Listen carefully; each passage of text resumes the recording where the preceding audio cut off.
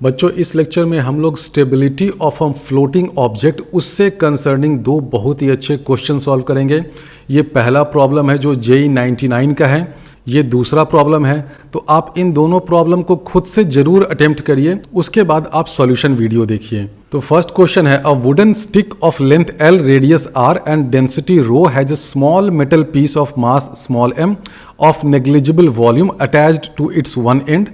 Find the minimum value for the mass m in terms of given parameters that would make the stick float vertically in equilibrium in a liquid of density sigma. कि एक wooden stick है जो vertically float कर रहा है equilibrium position में। अब इस क्वेश्चन की वर्डिंग में दो छोटे छोटे प्रॉब्लम है। पहला प्रॉब्लम तो ये है कि क्वेश्चन में ये कहीं नहीं लिखा है कि ये जो इक्विलिब्रियम है वो स्टेबल इक्विलिब्रियम है या अनस्टेबल इक्विलिब्रियम है।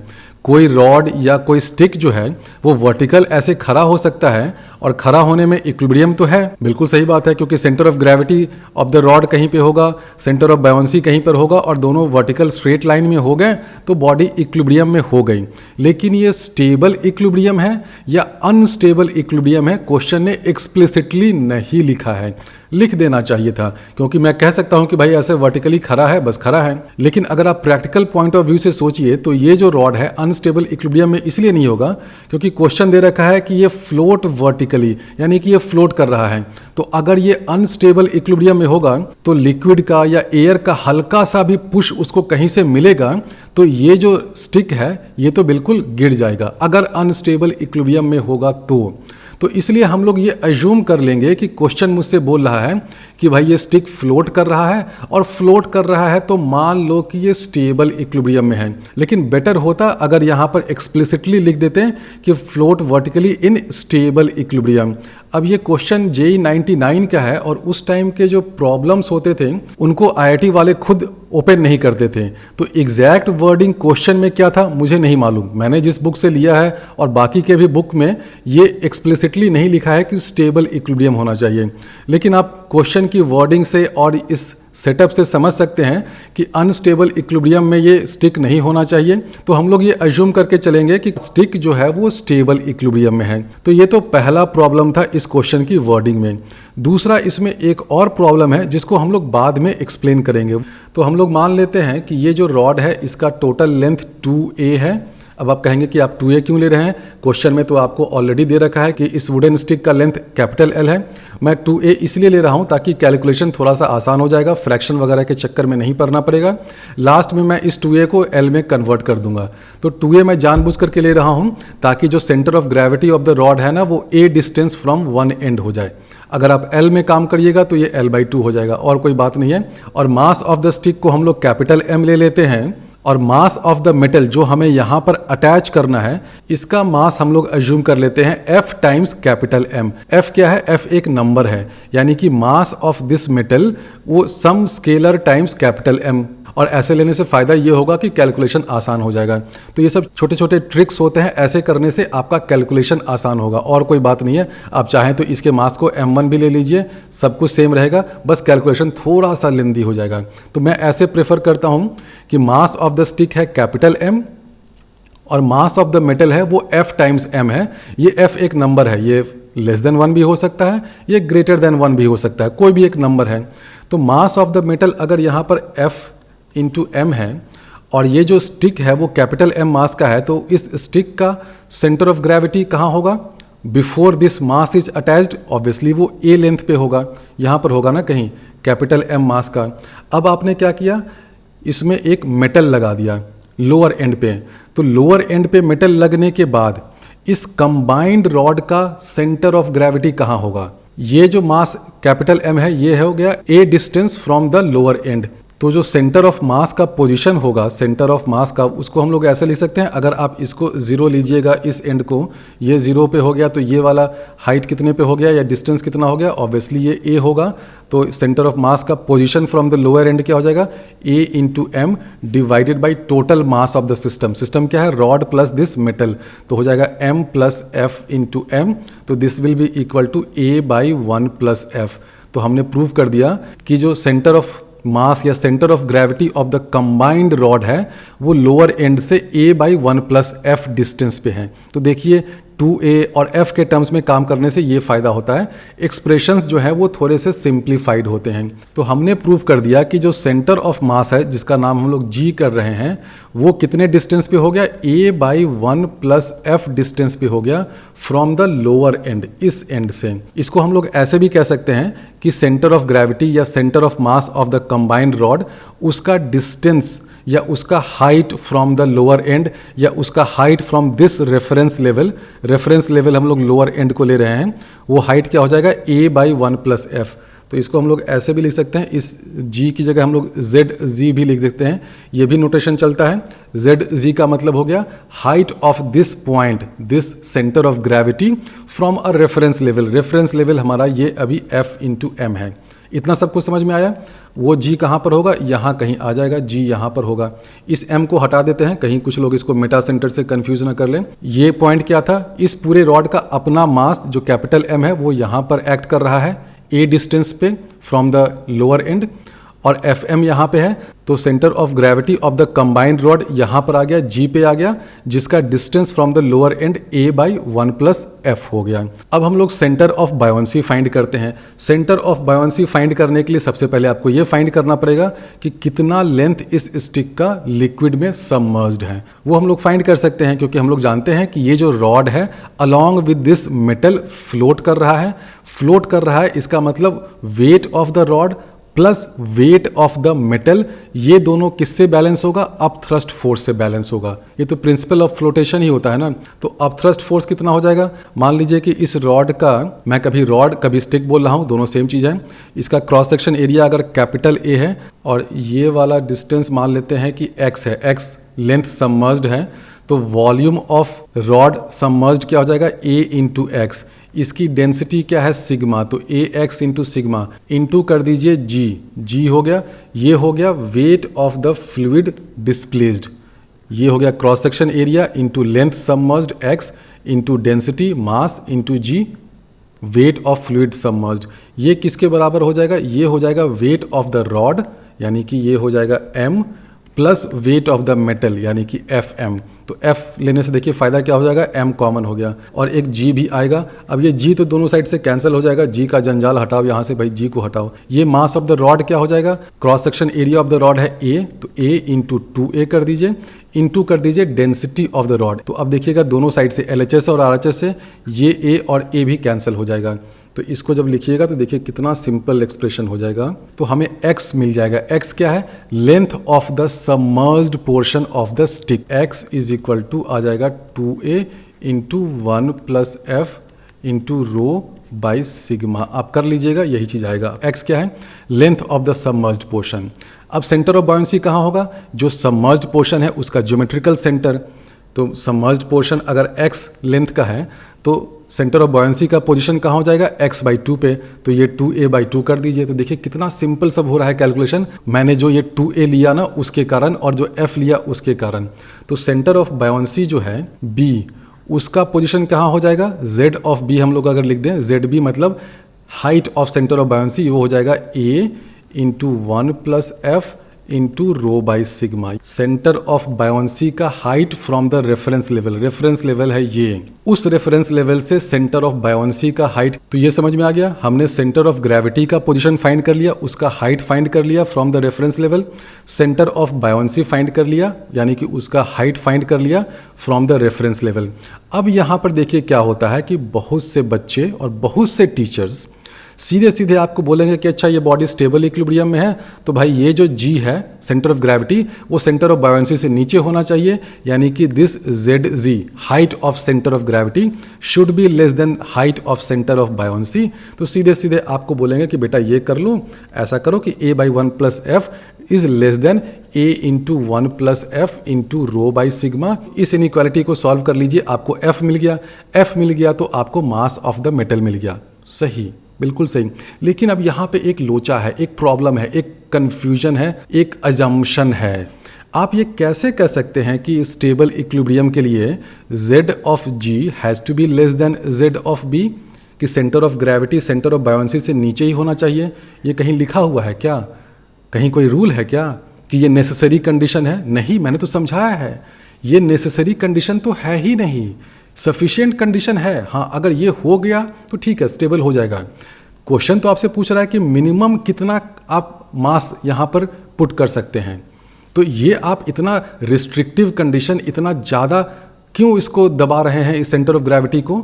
आप ऐसे भी देखिए ना कि जो मेटा सेंटर होता है वो ऊपर होता है, सेंटर ऑफ बायोंसी यहाँ कहीं होता है, ठीक है।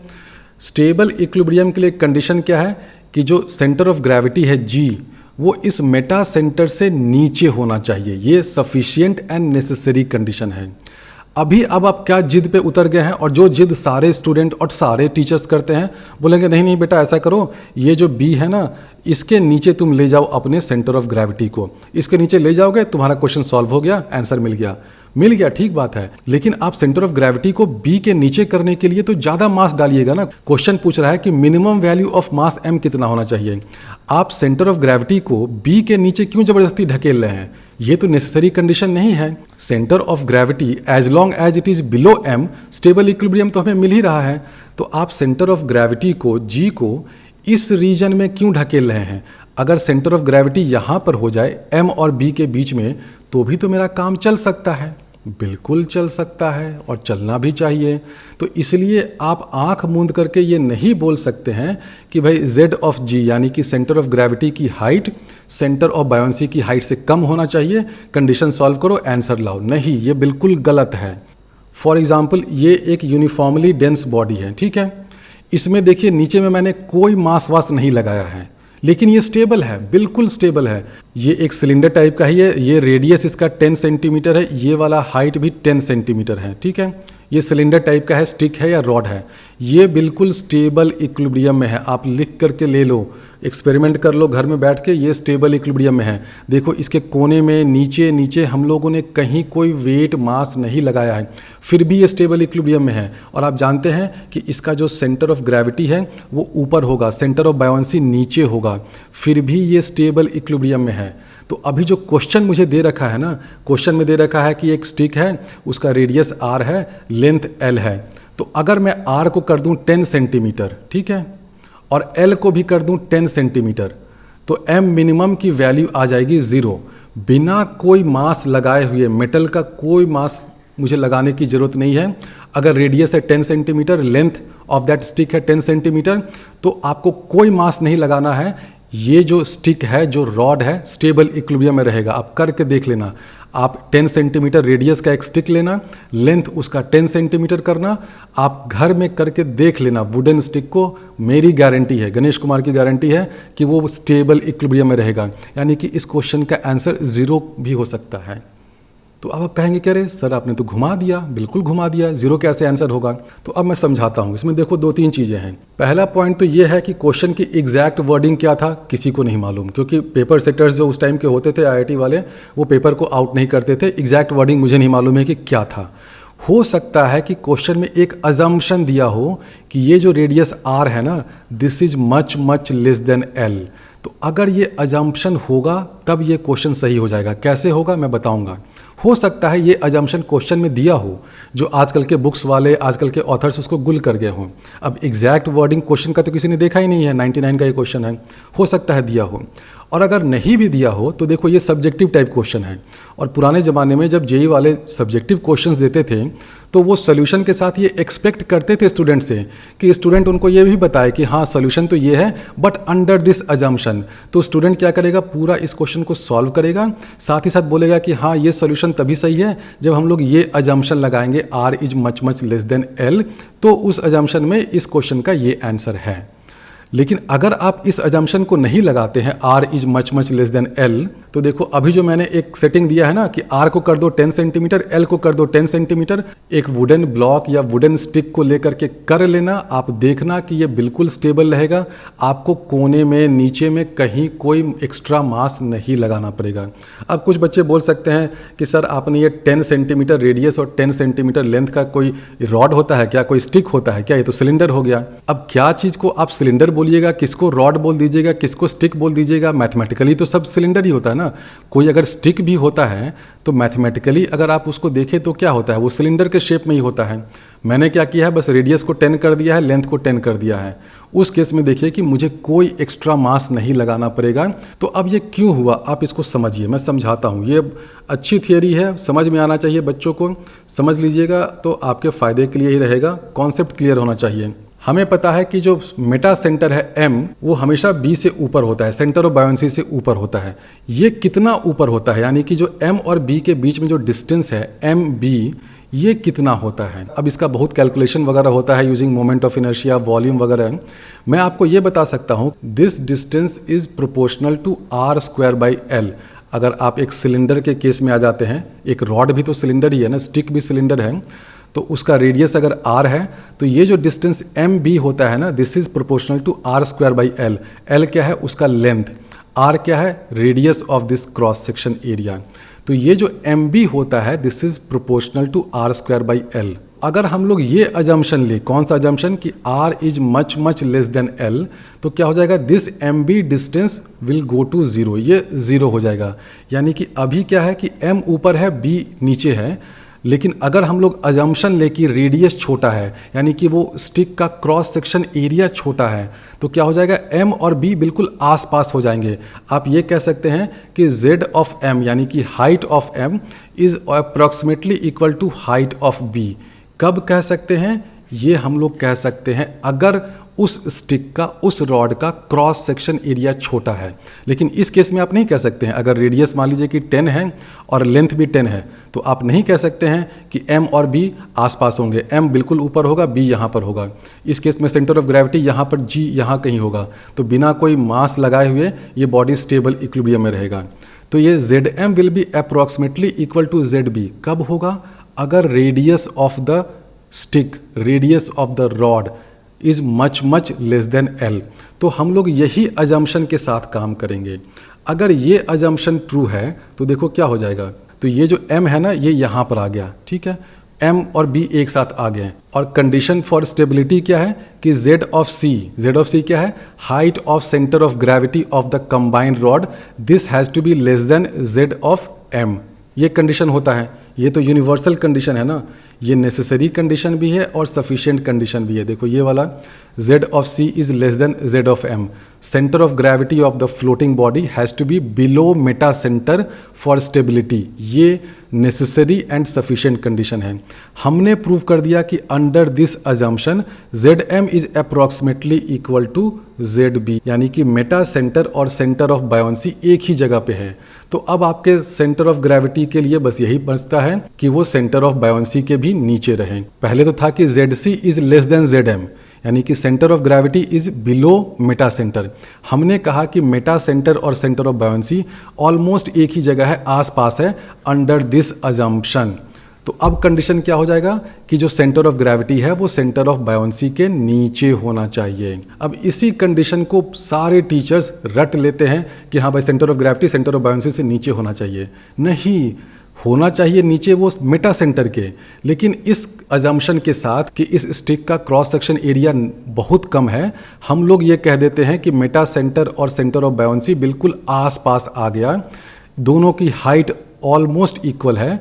तो आप ZC is less then ZM लिखिए या ZC is less then ZB लिखिए। Z मतलब हाइट, वर्टिकल प्लेन में हाइट, तो ZC is less then ZB। तो ये हो गया कंडीशन फॉर स्टेबिलिटी। अब इस तरह से इस क्वेश्चन का एक्सप्लेनेशन आपको दुनिया की किसी बुक में नहीं मिलेगा। मैंने 2-3 टीचर से भी बात किया जो मेरे खुद के बैचमेट्स वगैरह हैं, कोटा वोटा में पढ़ाते हैं, टॉप के कोचिंग्स में। उन्होंने भी बोला कि सीधे सीधे मान लो कि सेंटर ऑफ ग्रेविटी जो है वो सेंटर ऑफ बायोन्सी से नीचे होगा, लेकिन मानना पड़ेगा अंडर दिस अजम्पशन। और ये सब्जेक्टिव क्वेश्चन था, तो आपको ये देना पड़ता कि हाँ भाई अंडर द अजम्पशन कि R is much less than L, हम लोग ये लिख सकते हैं कि सेंटर of gravity is below centre of buoyancy. नहीं तो मैं ऐसा खुराफाती केस आपको दिखा ही रहा हूँ कि अगर R की वैल्यू 10 ले लीजिए, 10 सेंटीमीटर, L की वैल्यू भी 10 ले लीजिए, आप घर में बैठ के कर लीजिए, आपको कोई मास वास नहीं लगाना पड़ेगा, बॉडी स्टेबल इक्विलिब्रियम में रहेगी, यानी कि मिनिमम मास रिक्वायर्ड हो जाएगा 0। बिना कोई मास लगाए ही ये स्टिक जो है वो स्टेबल इक्विलिब्रियम में रहेगा। अच्छा देखो, अब इसी चक्कर में मैंने कहीं कहीं सी लिख दिया, कहीं जी लिख दिया। अब यही होता है एक पेज से दूसरे पेज जाने में। तो अभी मैं जो सी लिख रहा था ना, वो क्या था, सेंटर ऑफ ग्रेविटी, उसी को मैंने यहाँ पे जी लिख दिया है। तो आप इसको सी से डिनोट करिए या जी से डिनोट करिए, एक ही चीज़ है, सेंटर ऑफ ग्रेविटी। अब ये वाला कंडीशन आप लगा दीजिए। अब तो बहुत सिंपल है इस क्वेश्चन को सॉल्व करना। ये क्या है, ये है Z of G, height of centre of gravity, ये है height of centre of buoyancy. तो this has to be less than this. तो लेस देन दिस वाला कंडीशन लगाओ, ये क्वेश्चन सॉल्व हो गया। ये हो गया this is less than this. अब यहाँ पे देखिए ए और ए भी कैंसिल हो गया, कितना सिंपल है। अब ये 1 + f इधर आ गया तो 1 + f स्क्वायर हो जाएगा। तो इससे हम लोग लिख सकते हैं कि 1 + f whole square, this is greater than sigma by rho. यानी कि हम लोग कह सकते हैं कि f has to be greater than √(σ/ρ-1). अब ये f की हमने मिनिमम वैल्यू फाइंड कर ली। और मास ऑफ मेटल क्या है, f टाइम्स m, यानी कि मास ऑफ दिस मेटल वो क्या हो जाएगा, this will be greater than, दोनों साइड m से मल्टीप्लाई कर दीजिए, इसको कर दें metal mass, this has to be greater than m times this thing. अब m को आप लिख दीजिएगा l, और उसके टर्म में m क्या हो जाएगा, m तो ऑब्वियसली हो जाएगा पाई r², इसका cross section area into length l हो गया, इंटू डेंसिटी क्या है रो। तो m को आप ऐसे सब्स्टिट्यूट कर दीजिए, पाई r² l रो, यहाँ पे सब्स्टिट्यूट कर दीजिए। ये आपको minimum mass of this metal मिल गया। तो देखिए कैलकुलेशन भी बहुत सिंपल है, ये सब f लेने से फ़ायदा यही हुआ। तो ये इस क्वेश्चन का आंसर हो गया, लेकिन किस अजम्पशन के साथ कि this r is much less than l। अगर ये अजम्पशन आप नहीं लीजिएगा तो मैं ज़ीरो मास भी यहाँ पर लगा करके ऐसा एक रॉड आपको दे दूंगा 10 सेंटीमीटर रेडियस और 10 सेंटीमीटर हाइट का, या 20 सेंटीमीटर रेडियस 20 सेंटीमीटर हाइट का। और ये नहीं कि सिर्फ 10 और 10 में ही बात हो रही है, आप रेडियस को बढ़ाते जाइए, अपने आप ये स्टेबल होता जाएगा। तो अगर आप 100 सेंटीमीटर रेडियस और 10 सेंटीमीटर हाइट लेते हैं तो भी स्टेबल रहेगा। वो 10 और 10 तो मैंने जस्ट फॉर एग्जांपल आपको बता दिया, तो उस केस में आंसर तो ज़ीरो हो जाएगा। लेकिन ऑब्वियसली यहाँ पर इम्प्लिसिट अजम्पशन उन लोगों ने लिया होगा कि स्टिक की बात हो रही है, तो स्टिक का तो क्रॉस सेक्शन एरिया कम होता है, लेंथ ज़्यादा होता है, तो ये अजम्पशन ले लो, तब ये आंसर आ जाएगा।